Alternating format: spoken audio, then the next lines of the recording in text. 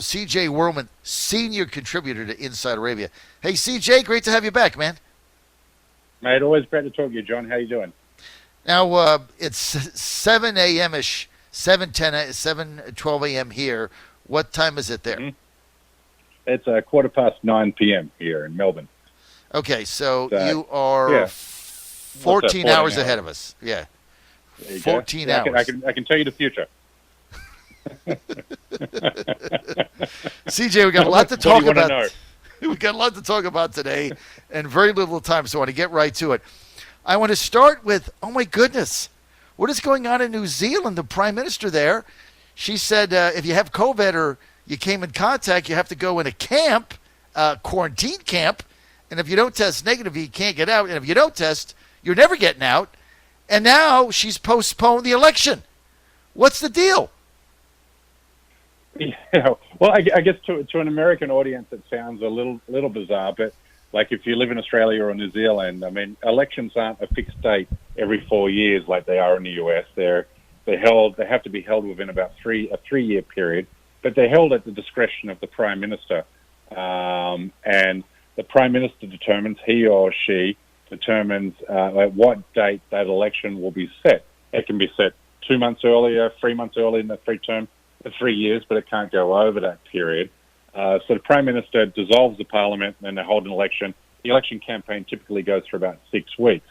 So it's not such a big... If you're sitting in the United States right now and you're looking at New Zealand, you go, well, this is a really big deal, particularly because we have an election coming up in November in the US. We're in the middle of a pandemic as well. It does look like a big deal, but if you're living in these countries, it's not. So she's postponing it. 70% of the New Zealand public supports her effort to postpone the election. They want to get on top of this outbreak. They want the government to be focused on it. They don't want the government to be distracted with politics as usual or hyper politics as the election date draws near. But the difference is though that like the UK, it's the Prime Minister can call the election anytime within a certain period of time. So she can call it and then say, no, we're going to put it off. But that's within their law, right? That's the way it works. That's correct. Yeah. So yep. It's not like us where our election is November 3rd, 2020, and the Democrats are saying that Trump is going to put it off because he's losing or doesn't want to give up power or something of that nature. They're a standard part of business. Now, what about the fact that she has this thing where if New Zealanders get COVID-19 or if they come in contact with somebody, they have to be taken away and put in a quarantine camp. What is that about? Well, I'm not sure about these quarantine camps, but I mean, what I can say is I know that in Australia and also New Zealand, we have hotel quarantines. So if you're arriving in Australia, for example, whether you're an Australian national or you're a foreigner, you have to self-fund yourself in a hotel for 2 weeks, and you cannot leave that hotel room. I mean, the hotel staff actually take away your key, and therefore if you leave the room and try to enter back into the room, well, you can't get back in, and then you'll be arrested and detained and charged and fined, as a number of people have. We've actually had a second wave of infections here in New Zealand because of hotel quarantine breaches, from overseas arrivals. A lack of poorly trained security guards allowing guests to leave or wander the hotel or wander the city, and that's when the infections came around. But we've been in stage 4 lockdowns now for the last 2 weeks, stage 3 lockdowns for the last 5 weeks, and we're now getting back on top of that second wave of infections. So New Zealand has the same regimen of hotel quarantines. They're not actually camps with tents set out in an open field and putting sick people in there left to die or get ill. It's actually a way of just, once you test and contact trace, and then you segment that population away from the general population. So basically, their lockdown policy is if you're coming into the country, it's critical, right, that it's not critical, it's a law that you have to quarantine for 2 weeks. And then, do they test you? Do you get tested?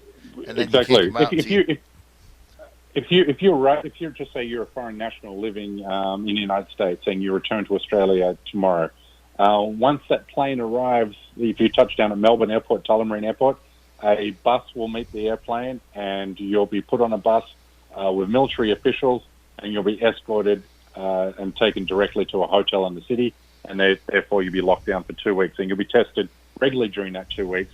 And yeah, obviously you can't leave that hotel. Wow, it's unbelievable. Well, I mean, that's that. New Zealand, I guess, was leading the world and not having any cases, and now they do. But you know, it's tough for us as Americans because we look at Sweden, that's done nothing. They have no lockdowns. They're still playing soccer with 50,000 people in the stands. Bars not closed, schools not closed, and they're basically on average with everybody else.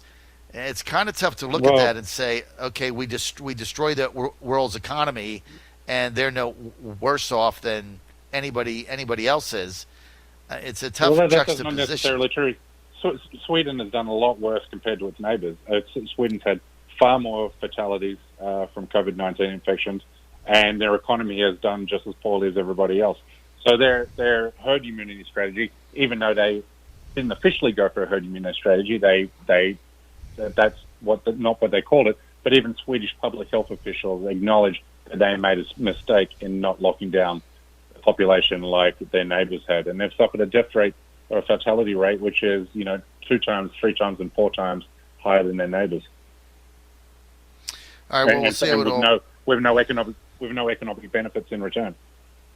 Well, that is the one thing that's not been publicized. Is you look at their economy, that's tanked as well. So even though they stayed open, nobody was buying anything.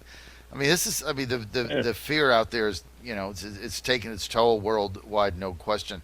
John Fredericks Radio Network, Truck the Truth Around the World. This is CJ Werleman. He's a senior contributor with Inside Arabia. Go to InsideArabia.com, based in Washington, D.C. CJ is in Sydney, Australia. CJ, I want to talk about a great piece you had yesterday that came out. Saudi Arabia and the UAE, you say, have the most to lose under a potential Biden presidency. So it's curious, the fake news media, that's what I call them here in the U.S., doesn't mention either when talking about foreign election interference. You want to elaborate on your column, which I thought was outstanding? Oh, thanks, mate.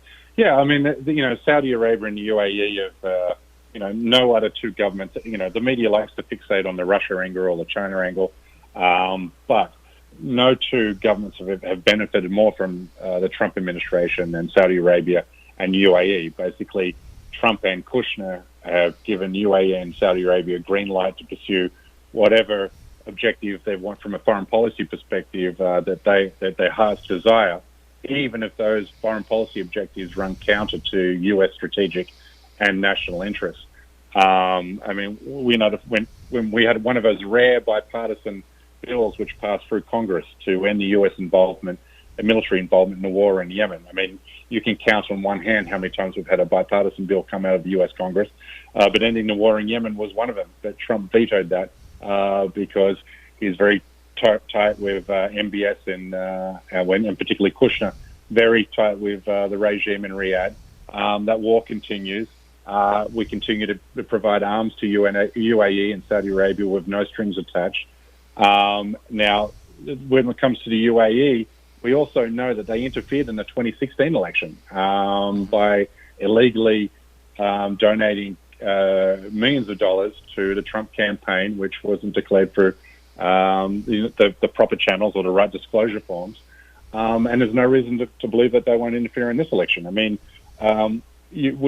if a Biden presidency materializes, you have a Democratic Party which is staunchly anti-Saudi Arabia, anti-UAE, there's no strings attached weapons deals flowing to that part of the world for these countries to keep perpetuating their war in Yemen and elsewhere. So they're a little bit apoplectic at the moment. So would a Biden, the Democrats are also not exactly pro-Israel. So if they're Biden's staunchly pro-Israel. But his party isn't, CJ. I mean, the Democratic Party has moved as far away from Israel. They've got they got representatives of the party in this squad that are downright hostile to Israeli and the Israeli government. But the squad isn't in control of the party. The party is still in control. Well, you don't think they are. Chuck Schumer isn't. But the Chuck Schumers and the Nancy Pelosi's and the Joe Bidens are still the standard bearers of the party, and they are staunchly pro-Israel. I mean, Joe Biden describes himself as a Zionist. Joe Biden even refused to have the word occupation included in the Democratic Party foreign policy platform. So that individuals don't become more pro-Israel than Joe Biden. This is a guy who's stood steadfast with Israeli policy. Oh, well, then there's no difference. There's no difference, CJ, than between Trump and Biden on Israel, because you certainly couldn't question President Trump's credentials on his pro-Israel stances. So then that obviously moved our embassy to Jerusalem. You have the annexations he's done, the Golan Heights, etc. So you can't match his credentials with anybody. I mean, that's not open for debate. So that only leaves Iran, right? So the Democrats then want to get back to the Iranian deal. They want to get back to the bargains that we had with them, and of course that's anathema to the UAE and to the Saudis. How does that play into it? Yeah, exactly. I mean, the UAE and Saudi Arabia. This so-called historic peace deal between UAE and Israel is a farce, because UAE hasn't been at war with Israel. In fact, the UAE and Israel have had a close security alliance since 2017, and we know that because we have intercepted cables between Israel and the UAE. The UAE, Saudi Arabia, and Israel are in an anti-Iran alliance. They share intelligence. If they're egging each other on to go war against Iran, so they're looking at from a Joe Biden perspective, they're worried. The reason that they're so pro-Trump is they could get Trump to tear up the Iran deal. They see the Democrats going back to the Iran deal as a way of normalizing Iran, bringing them back into the international fold, and that's what terrifies the UAE more than anything. I mean, there's only two things which, the UAE and Saudi Arabia only have two concerns: the Muslim Brotherhood and Iran. That's pretty much it, and all their foreign policy is all geared around those two elements.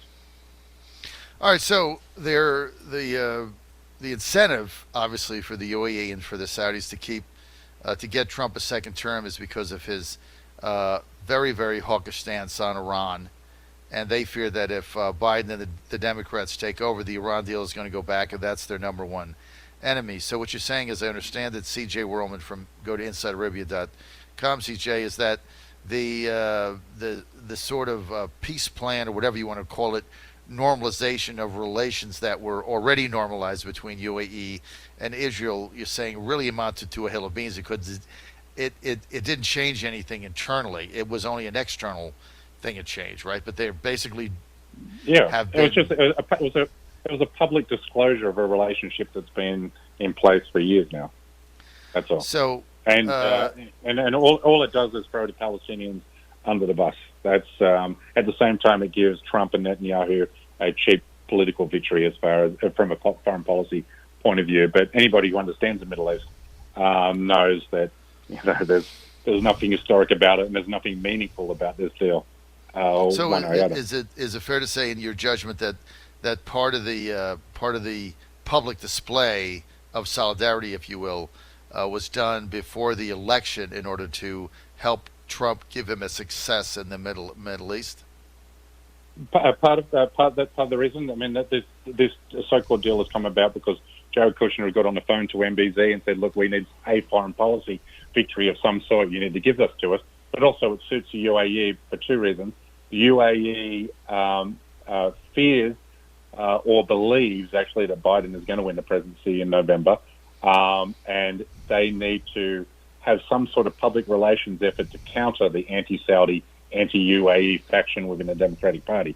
So they can, once Biden gets into office, or if he gets into office, they can go, "See, look, we're friends of Israel. You can negotiate with us. We're on your side. Let's negotiate or build a new relationship going forward." But at the moment, Democrats see the UAE and Saudi Arabia with the Trump administration as one in kind. So if Biden wins, how would our diplomatic relationship with the Saudis and the UAE change? CJ. I think it'll change significantly because it'll end, number one, the war in Yemen, or the U.S. military involvement in the war in Yemen will end immediately, and Saudi Arabia and the UAE are unable to prosecute that war without U.S. military involvement. We provide their satellite navigation systems. We provide their refueling of their jets. We provide their target analysis, all that kind of good stuff or bad stuff. But so that'll end, and also too, the flow of arms deals into those two countries will come with significant strings attached rather than no strings attached policy. So their human rights records will be brought into view. Their foreign policy measures will be scrutinized more, and that's not what the UAE and Saudi Arabia want. All right, so obviously a Biden presidency, a Biden administration is going to bring major changes to the region. Let's get how would that translate then to the Gulf? I mean, I get the Iran thing, but let's go to the Gulf. Let's go to the blockade. Let's go to Qatar. How would that change that dynamic, C.J. Werleman? Yeah, I mean, you're going to have more pressure on Saudi Arabia. The U.S. I mean, Saudi Arabia is dependent on the U.S. Security alliance. They need our weapon systems. They need our weapons know-how. So we have a lot of leverage over Saudi Arabia, and I believe the Biden presidency would pressure Saudi Arabia to normalize again or return to end its blockade of Qatar. This blockade hasn't worked. It's nonsensical. And yeah, that would be an easy outcome for the Biden presidency, I believe. Just final thing here. You put C.J. Werleman. You said a Biden landslide, Democratic victory. You said would be read by both the Saudis and the UAE as nothing short of an existential threat to them. I mean, there's a pretty demonstrative statement. Can you just expand on that a little bit, and then we'll be out of time? Well, yeah, well, I mean, if it's a landslide victory, then the more progressive voices in the Democratic Party, like the Ilhan Omars and the AOCs, as you mentioned earlier, the Squad, they're going to have a bigger say in shaping U.S. foreign policy going forward. And that part of the Democratic Party is staunchly anti-Saudi Arabia and anti-UAE. They want to end, this uncritical, unconditional relationship the U.S. has with these two countries. So, if you're sitting in the palaces of Riyadh or you're sitting in the palaces of Abu Dhabi, you would see that as an existential threat, because you would see that that unconditional U.S. support is going to end, and therefore that's going to embolden Iran, their mortal enemy. All right, John Fredericks Radio Network. I want to thank C.J. Werleman for being with us, senior contributor to InsideArabia.com, senior correspondent there. Go to InsideArabia.com, my source for news, analysis, and information on the Middle East, on the Gulf, on North Africa. Hey, CJ, it's great to have you back, man. Good job. Yeah, mate. Excellent. Yeah, always enjoyable to chat with you, John.